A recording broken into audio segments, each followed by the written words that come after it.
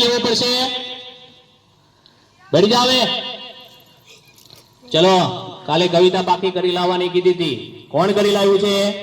સાહેબ બોલું. બોલ વિક્રમ ઠાકોર. હાથમાં છે વિસ્કી ને આંખોમાં પાણી, બેવફા સનમ તને બહુ મહેરબાની. હવે બેસ બેસ બેવફા સનમ વાળી. બીજું કોણ પાકું કરીને લાવ્યું છે? બોલું સર. બોલ વિકાસ. ગલે રે રાવો ચલી જીઓ રે બાહુબલી. હવે બેસ બેસ બાહુબલી વાળી. અલા કેમ દાંત કાઢ તો બંધ થા. ચલો બીજું કોણ પાકું કરીને લાવ્યું છે? બોલું સાહેબ. બોલ કાળુ કબાડી. રોટલો ફૂલે નહીં તાવડી શું કામની, તારો બાપુ બોમો ફોડે રે તારી માં ટીકડી ફોડે રે. હવે બેસ બેસ બોમ્બ ફોડવા વાળા. કોઈને સાચી કવિતા નથી આવડતી. ચલો બીજી કોને આવડે છે? બોલું સાહેબ. બોલ સોનુ. સોનાની સાંકળે બાંધ્યો ઈંડોળો, આંબાની ડાળ રૂપાના કડલા ચાર, વાલો મારો ઈચે ઈંડોળો આંબાની ડાળ. જો આને કહેવાય કવિતા. હાથમાં છે વિસ્કી વાળાઓ. ચાલો થોડા સવાલ પૂછી લઉં, હવે તેના જવાબ આપજો.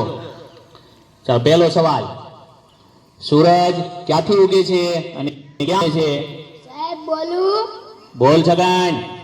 ભુલ્લા કાકાના ઘરેથી, પંકજ કાકાના ઘરેથી, યાસીન કાકાની વાડીમાંથી, જીઓના ને આડિયાના ટાવર પાછળ આસમી જાય છે. ઠીક, હવે બેસી જા અને ટોપી સરખી કર. સાચો જવાબ કોણ આપશે?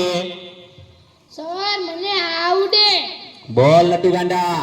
સૂર્ય પૂર્વ દિશામાં ઉગે છે, પશ્ચિમ દિશામાં આથમે છે.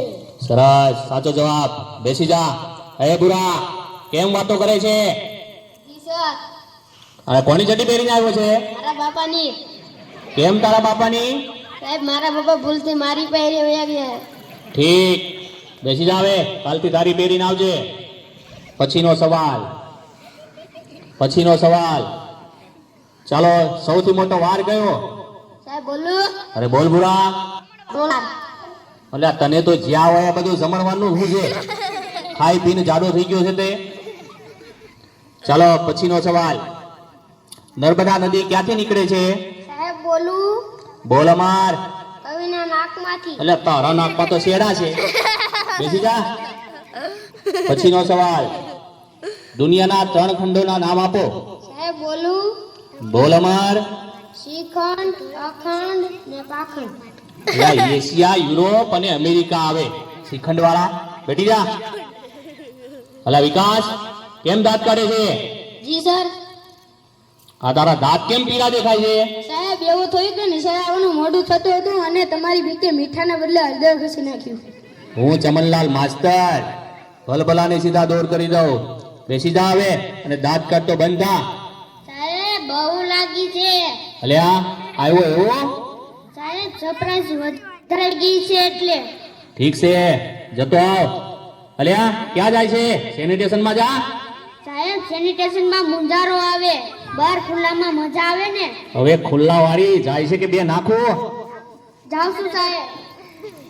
પછીનો સવાલ, ચલો સૌથી મોટું પાન કયું?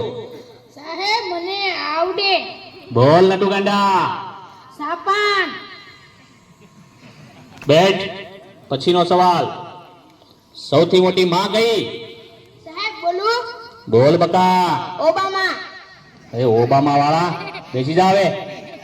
ચાલો હવે ગણિતનો લગતો એક પ્રશ્ન પૂછી લઉં તમને. 15 મિનિટમાં 20 ગ્લાસ જ્યુસ તૈયાર કરવો હોય તો શેમાં તૈયાર થશે? સાહેબ બોલું. અરે બોલ કવિ.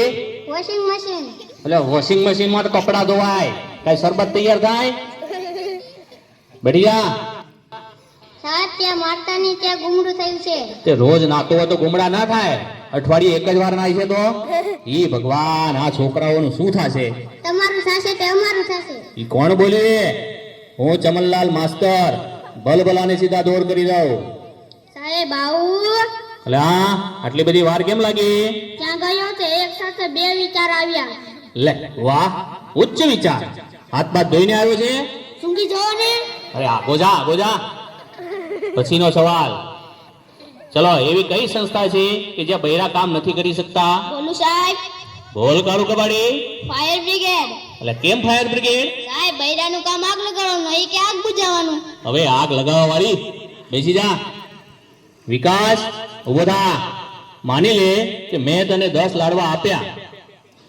સાહેબ હું કેમ માની લો? તમે મને એક પણ લાડુ આપ્યો નહીં. એટલે પણ માની લે ને, તારા બાપાનું શું જાય છે એમાં? ઠીક. એ 10 લાડવામાંથી મેં 5 લાડવા લઈ લીધા, તો તારી જોડે કેટલા લાડવા વધે? 20 લાડવા સર. એટલે કેમ 20 લાડવા? સાહેબ તમે પણ માની લો ને, તમારા બાપાનું શું જાય? હવે બેસ માનવા વાળી, 5 લાડવા વધે. બેસી જા. હવે કોઈને સાચા જવાબ નથી આવડતા. સોનુ ઉભો થા. કાલે તને ગુજરાતીની ચોપડી લાવવાની કીધી હતી, તે કેમ નથી લાવ્યો? સાહેબ બોલું? હા બોલ.